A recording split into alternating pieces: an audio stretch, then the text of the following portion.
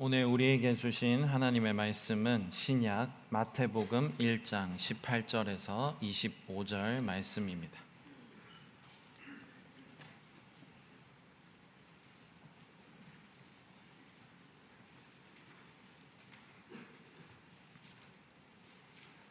이제 하나님의 말씀을 봉독하겠습니다. 경청하여 주십시오. 예수 그리스도의 태어나심은 이러하다. 그의 어머니 마리아가 요셉과 약혼하고 나서 같이 살기 전에 마리아가 성령으로 잉태한 사실이 드러났다. 마리아의 남편 요셉은 의로운 사람이라서 약혼자에게 부끄러움을 주지 않으려고 가만히 파혼하려 하였다. 요셉이 이렇게 생각하고 있는데 주님의 천사가 꿈에 그에게 나타나서 말하였다. 다윗의 자손 요셉아, 두려워하지 말고 마리아를 내 아내로 맞아들여라. 그 태중에 있는 아기는 성령으로 말미암은 것이다. 마리아가 아들을 낳을 것이니 너는 그 이름을 예수라고 하여라. 그가 자기 백성을 그들의 죄에서 구원하실 것이다. 이 모든 일이 일어난 것은 주님께서 예언자를 시켜서 이르시기를 보아라, 동정녀가 잉태하여 아들을 낳을 것이니 그의 이름을 임마누엘이라고 할 것이다 하신 말씀을 이루려고 하신 것이다. 임마누엘은 번역하면 하나님이 우리와 함께 계시다는 뜻이다. 요셉은 잠에서 깨어 일어나서 주님의 천사가 말한 대로 마리아를 아내로 맞아들였다. 그러나 아들을 낳을 때까지는 아내와 잠자리를 같이 하지 않았다. 아들이 태어나니 요셉은 그 이름을 예수라고 하였다. 아멘. 오늘 본문 다시 한번 읽어보도록 하겠습니다.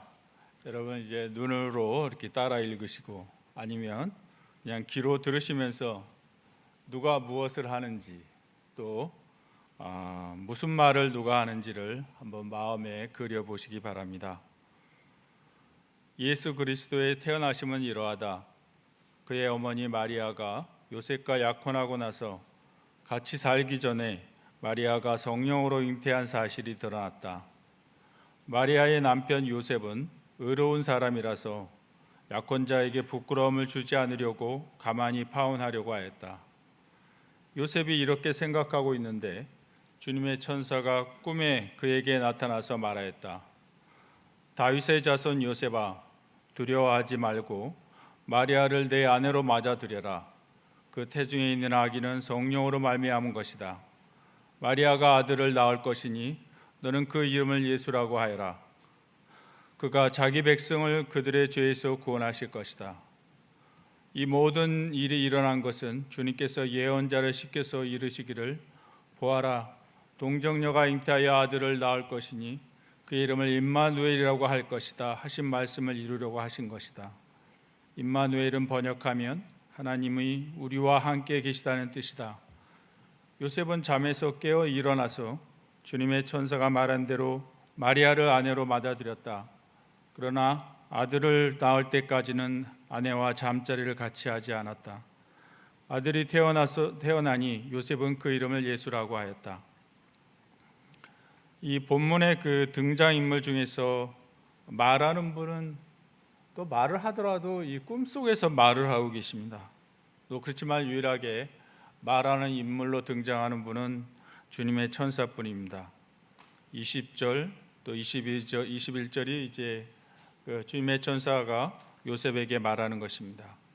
다윗의 자손 요셉아, 두려워하지 말고 마리아를 내 아내로 맞아들여라. 그 태중에 있는 아기는 성령으로 말미암은 것이다. 마리아가 아들을 낳을 것이니 너는 그 이름을 예수라고 하여라. 그가 자기 백성을 그들의 죄에서 구원하실 것이다.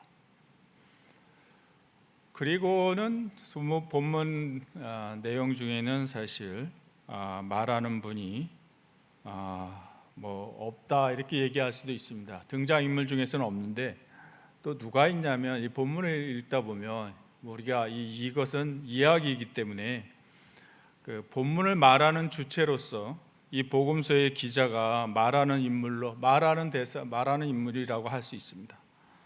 이 마태가 오늘 본문을 말하는데 이 마태라는 사람은 여기 등장인물의 모든 상황을 다 알고 있습니다. 그래서 요셉의 생각도 알고 있고 또 요셉과 마리아의 부부 생활도 말해주고 요셉과 1대1로 만나서 알려준 천사의 말도 이렇게 말해주고 있습니다. 그런데 등장인물 중에는 사실 오늘 등장인물들 중에는 어떻게 보면 가장 눈에 띄는 주체가 있습니다. 그러면 그 예수 탄생 이야기를 누가복음 1장과 2장에 보면 또 나오기 때문에 그렇게 비교해 보면 오늘 본문에서 가장 그 능동적으로 어떤 행동의 주체로 나타나는 인물은 요셉입니다. 요셉은 주님의 천사가 만나서 주님의 천사가 이렇게 대화하는 상대방이고 또 여러 가지로 고민하고 결정하고 행동하는 주체입니다. 또 사실 이게 요셉의 꿈이거든요. 사실 여러분 꿈의 여러 가지인데 이론, 심리학적인 이론을 본다 그러면 이 꿈에서 나타난 이야기도 또 요셉하고 또 관련이 있다라고 볼 수도 있습니다. 또 마리아와 결혼을 진행하는 행동도 요셉이 한 것이고 또 부부관계를 하지 않는 것도 요셉의 결정이고 또 아들에게 이름을 지어준 당사자도 요셉으로 나옵니다. 근데 제가 오늘 본문을 읽으면서 예수님을 지칭하는 단어가 아기 또는 아들이라고 되어 있더라고요. 이게 바로 눈에 띄었습니다. 아니, 신경이 쓰였습니다. 사실 요새 우리나라에서 이렇게 생각을 해보면 아기라는 말, 또 아들이라는 말은 전혀 환영받는 대상이 아닙니다. 아기는 요새 베이비라고 하는 것, 출생하고 관련돼 있죠. 돈 많이 드는 필요 없는 존재다 이렇게 생각하는 것 같고, 아들도 요새 딸보다는 완전 천덕꾸러기더라고요. 제가 어렸을 때는 이 본문을 읽으면서 우리 예수님이 참 불쌍한 이유가 뭐냐면 태어나서 구유에 누워 있는 이 가난한 존재이기 때문에 불쌍하다라고 했는데 지금 완전히 달라졌습니다. 요새는 아기라고 하면 떠오르는 것이 비용입니다. 요새 우리나라에 우리나라뿐 아닙니다. 전 세계적으로 평균 양육비에 대한 연구들이 굉장히 많습니다. 그러니까 우리나라에서 아기 한 명을 대학까지 졸업시켜 사회에 진출시키는데 평균 누적 비용이 3억 원에서 5억이라고 이렇게 연구가 돼 있더라고요. 또 일본은 보니까 자녀 한 명을 고등학교 졸업시키기까지 드는 비용이 평균 2억 원이라고 이렇게 돼 있고요. 미국도 18세까지 키우는데 평균 비용이 30만 불에서 40만 불이라고 AI가 대답을 하더라고요.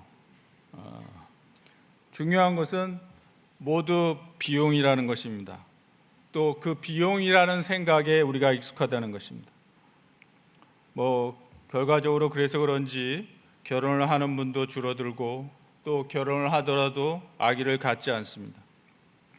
아기가 비용이고 또 반대로 보면 또 부의 상징이기도 합니다.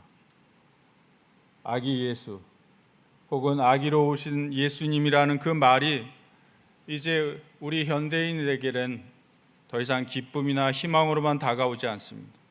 오히려 부담으로 느끼는 분들도 늘어나고 있습니다. 또 예수를 지칭하는 단어가 아들입니다. 요새 아들은 정말 우리나라에서 인기가 없습니다. 여러분, 우리나라가 이 국제 연구에 비교해 보면 우리나라가 현재 세계에서 가장 딸을 선호하는 나라입니다.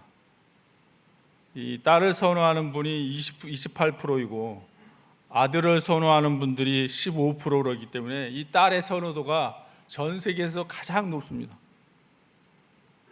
여러분, 딸이 좋은 이유를 뭐라고 되냐면 딸은 키울 때 기쁨을 주고 또 성장에서는 부모에게 잘한다는 게 이유입니다. 저는 아들밖에 없어서 이런 얘기 들을 때 너무 섭섭합니다.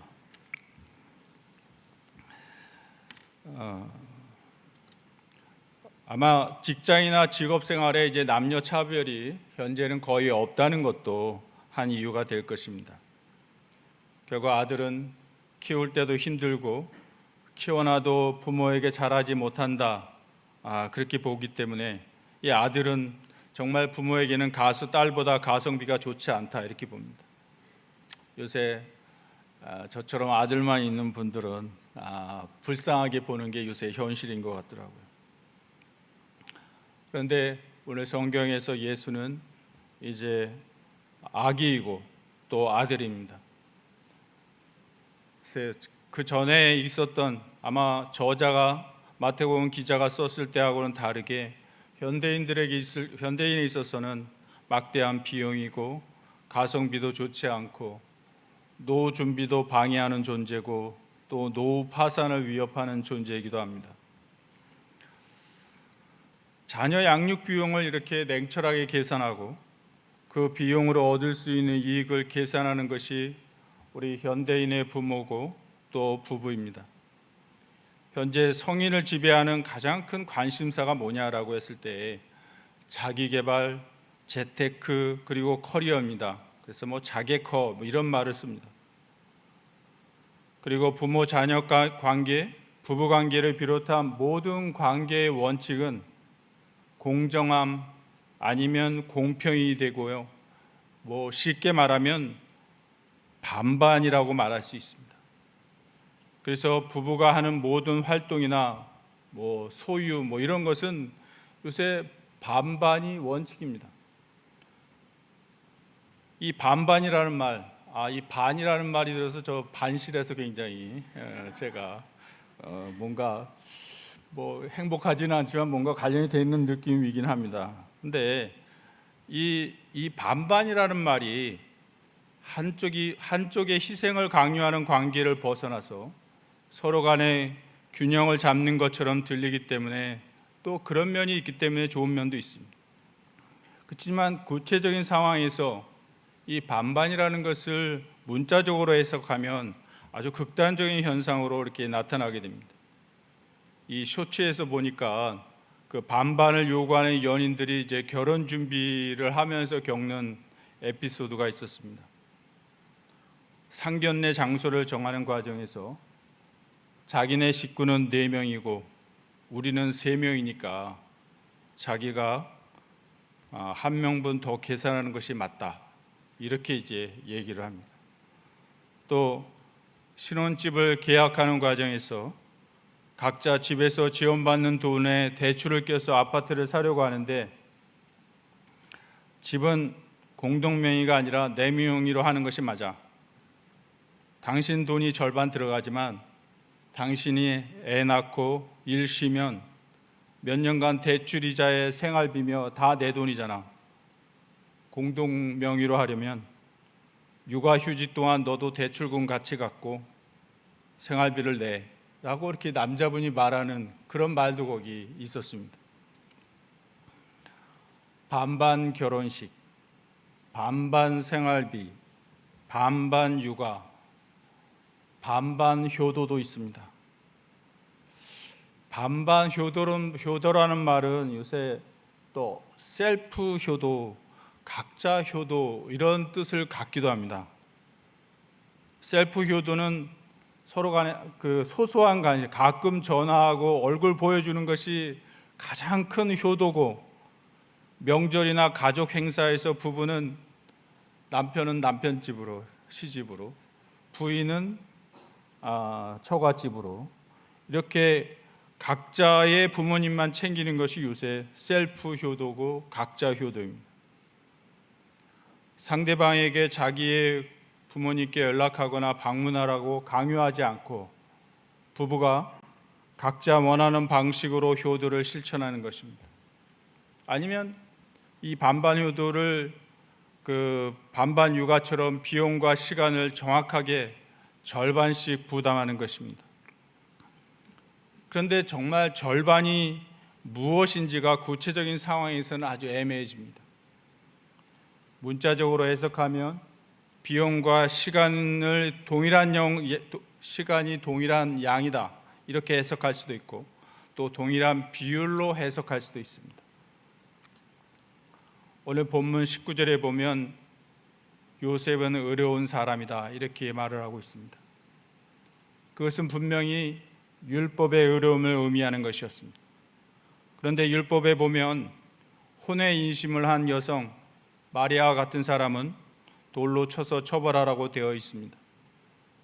물론 예수님이 태어나셨던 그런 신약 시대 당시만 해도 이걸 그렇게 액면 그대로 이렇게 적용하지는 않았습니다. 그래도 적어도 사회적으로 상당한 모욕을 주면서 공동체에서 배제하는 그런 처벌이 있었습니다. 그런데 요셉은 율법의 의로움이라고 하는 것을 문자적으로 해석하지 않았습니다. 상대방을 배려하는 사랑의 정신으로 해석하고 있습니다. 그래서 마리아에게 창피를 주지 않기 위해 조용히 파혼하려고 했다라고 말하고 있습니다. 율법을 문자적으로 해석하지 않았습니다. 혹은 기계적으로 해석하지도 않았습니다. 또 획일적으로 해석하지도 않았습니다. 스스로 율법의 정신을 따르려고 했습니다. 어떻게 보면 이것은 더 넓게 생각하려고 했던 것이라고 할 수도 있고, 또 새롭게 생각하고 해석했다라고 할 수도 있습니다.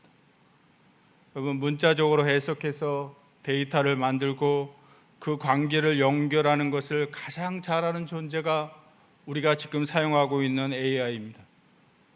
음악, 미술, 언어 등을 인간이 만들어낸, 우리가 만들어낸 기호, 그 상징을 데이터로 만들고 그 관계를 연결하는 작업을 우리 호모사피엔스보다 훨씬 더 빠르게, 어떻게 보면 더 많이, 더 정확하게, 또 쉬지도 않고 해낼 수 있는 존재가 AI입니다. 우리가 사용하는 개념, 또 우리 성가대가 한 것처럼 음악도 마찬가지고 소리, 또 이미지의 그 속성을 문맥에 따라서 다양한 어떻게 보면 분석을 한 다음에 데이터를 만들고, 우리가 그것을 사용했을 때 나타나는 그 연결 관계를 분석해서 그것에 따라 관계를 만들고 논리를 만들어서 어떻게 보면 우리가 요청하는 말에 대답을 하고 우리와 대화를 합니다.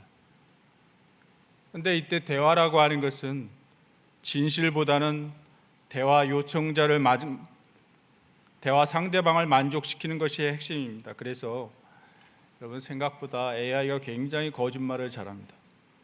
그리고 AI는 절대로 자신이 모른다고 얘기하지 않습니다. 물어보면 또 대답을 하고 또 대답을 합니다. 항상 말이 많아요. 대답을 합니다. 그리고 절대로 자신이 틀렸다라고 말하지 않습니다. 그런데 우리 호모사피엔스가 원하는 것은 진실이 아닙니다. 우리는 몰라서가 아니라 좋아서 합니다. 익숙해서 합니다. 말할 때 자신의 속을 감추려고 말을 하고, 또 상대방에게 영향을 주려고 말을 합니다. 우리는 진실과 논리가 아니라 어떻게 보면 욕망과 결핍과 모순의 존재입니다. 우리는 절대로 만족하지 않습니다.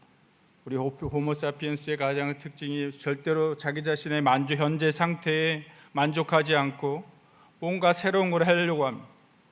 모순을 해결하려고, 또는 결핍을 채우려고, 또 새로운 진실을 찾고, 또 새로운 논리를 구합니다. 그것은 뭔가 현 상태가 만족스럽지 않고 고통을 느끼기 때문입니다. 세상을 새롭게 보는 진실, 새롭게 생각하는 그런 논리를 우리가 만들어내는 그러한 어떻게 보면 또 면을 가지고 있습니다. 오늘 요셉의 어려움, 또 그것의 연장선에서 우리가 임마누엘도 그렇습니다. 하나님이 우리와 함께 하십니다. 하나님이 행동의 주체이십니다. 대화의 주체도 우리 성경에 보면 대화의 주체이기도 하십니다. 우리가 처음으로 아기를 낳아 키워보면 우리가 놀라는 것이 있습니다. 뭐냐면 아기가 정말로 절대적으로 의존의 상태이고 철저하게 남에게 도움이 필요한 존재라고 하는 것입니다. 아기한테 비하면 부모가 절대적인 주체가 되는 것입니다. 우리가 임마누엘 하나님을 고백한다면 우리가 하나님을 닮아서 우리가 주체성을 갖는다는 것입니다. 우리는 상대방이 완벽하기를 기대합니다. 완벽한 부모를 기대합니다. 우리가 금수저, 은수저 이런 수저론 굉장히 말을 하는데 이 말을 할 때 굉장히 섭섭한 게 있습니다. 그게 뭐냐면 이거는 그 완벽한 부모가 완벽해지면 내가 아무것도 안 하고 수동적으로 모든 것이 다 될 것이라고 의존하는 그런 태도가 나타나기 때문에 그렇습니다. 완벽한 배우자, 여러분 결정사 제가 유튜브를 가끔 보면 거의 그런 말이 나옵니다. 여기 보면 육각형의 배우자 아니면 팔각형의 배우자 이런 얘기들이 나옵니다. 그런 배우자를 완벽한 조건의 상대방을 만나면 나는 모든 것이 쉽게 되고 나는 그냥 의존하기만 하면 될 텐데 라고 하는 그런 것이 거기에서 이렇게 보여진, 여러분 완벽한 또 자녀가 있으면 좋겠다는 그런 기대도 합니다. 그렇지만 임마누엘의 하나님을 우리가 고백한다면 내가 관계의 주체가 되고 내가 먼저 다가가고 상대방에게 선한 여행용으로 좋은 관계를 만들고 심지어는 상대방조차도 좀 더 성장하는 사람이 되게끔 합니다. 여러분 이 말은 상대방이 틀렸다는 것을 우리가 지적하고 알려준다는 그런 뜻이 아닙니다. 적어도 상대방에게 내가 잘못해도 내가 조금 모자라도 잘 살 수 있고 내가 좋은 사람이라고 하는 것을 인정해주고 또 그 사람이 그것을 느낄 수 있도록 보여준다는 것입니다. 임마누엘은 2000년 전에 그 성탄에서 하나님께서 천지를 창조하신 그 순간부터 지금까지 아니면 계속해서 우리가 이 세상 끝나는 그 날까지 계속됩니다. 우리는 굉장히 수명이 길어진 그러한 시대를 살고 있지만 우리의 관계라고 하는 것은 너무 짧아지고 관계를 보는 시각 자체도 굉장히 짧아지고 있습니다. 너무 짧게 생각을 합니다. 여러분 내가 육각형의 배우자, 육각형의 완벽한 상대방을 만나면 바로 나와 잘 맞고 모든 일이 순탄해지겠습니까? 여기 결혼 생활 하시는 분들, 결혼하신 분들 여기 있는데 여러분 서로 뭔가 맞는다고 느낄 때까지 얼마나 걸리셨습니까? 여러분 아기를 성인으로 키우는데 적어도 20년은 걸리게 돼 있습니다. 이렇게 긴 시간을 함께 하면서 제가 주도적으로 소리치는 것이 아니라 우리가 주도적으로 참고 또 애쓰면 정말 남남이었던 배우자가 전혀 진짜 사람 같지도 않았던 그 아기가 이제는 성인이 되고 또 그냥 성인이 아니라 나하고 가장 잘 맞는 친구 같은 성인이 되는 것입니다.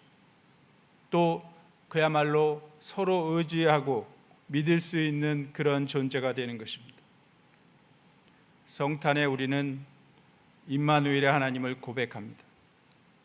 길게 보고 또 주도적으로 상대방에게 다가가서 함께하는 이러한 성탄이 되시기를 성부와 성자와 성령의 이름으로 축복합니다.